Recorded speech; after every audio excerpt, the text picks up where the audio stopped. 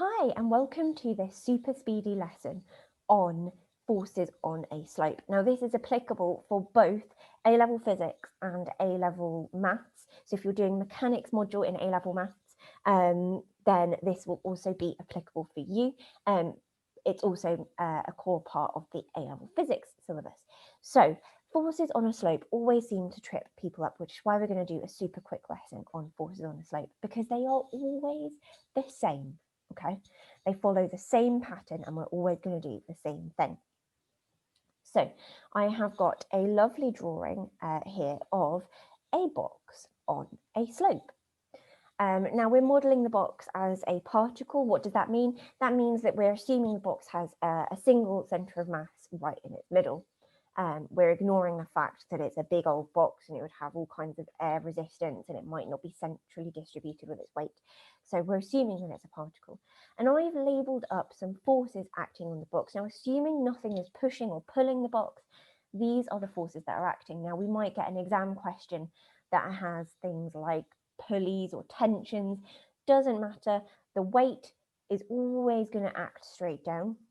The normal reaction force is always going to act going perpendicular from the slope at right angles to the slope.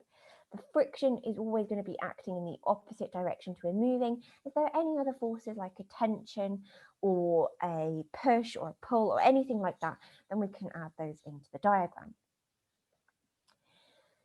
Now, my box is relatively simple. I've only got the 3 forces acting on it, and I'm going to assume that this box is in equilibrium. So it's not moving, it is totally stationary. I can use the weight, assuming I am given the weight, I can use the weight to work out the friction acting up the slope and the normal reaction force acting perpendicular to the slope. And I can do that by resolving the weight parallel and perpendicular to the slope.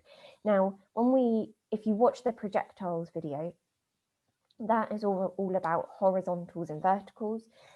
Forces on a slope is all about parallels and perpendiculars.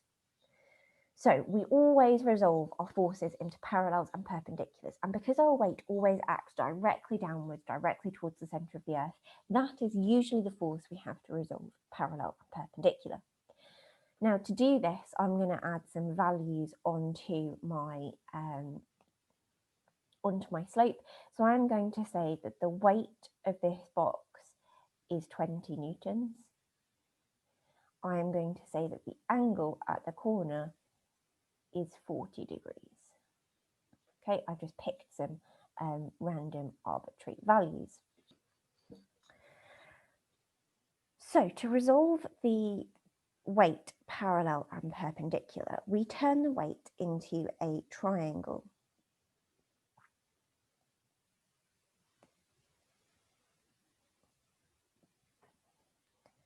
Now the angle at the top of this triangle is the same as the angle at the bottom of the slope. So that will also be 40 degrees. Oh, I can't write small enough to fit it in there. That will also be 40 degrees. Which means I'm going to use trigonometry to resolve the components of the weight.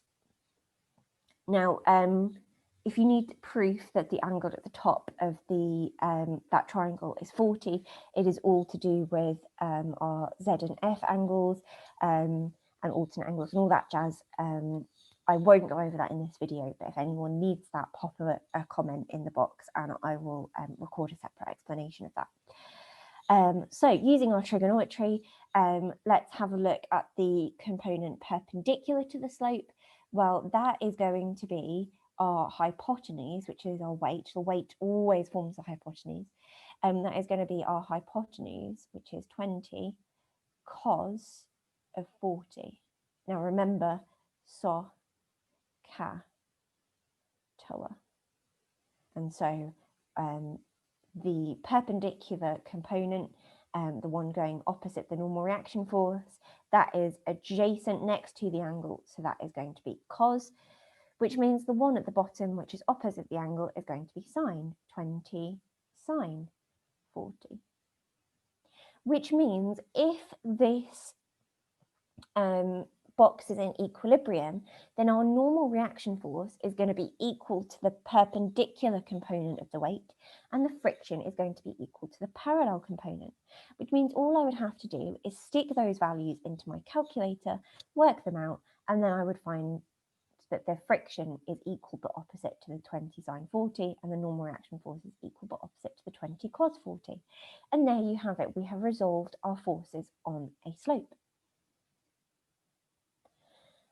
And it really doesn't get any more difficult than that. And after you've done a few practice questions on this, you will realise that they all follow the same pattern.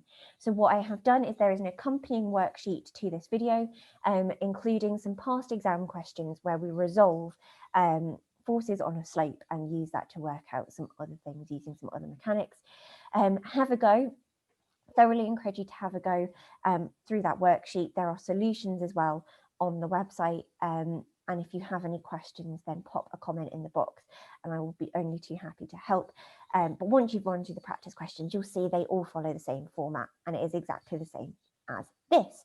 I hope that was helpful. It was a super quick video and there will be more being uploaded soon, so be sure to subscribe. Leave us a comment on the box if you have a question or if you found this useful.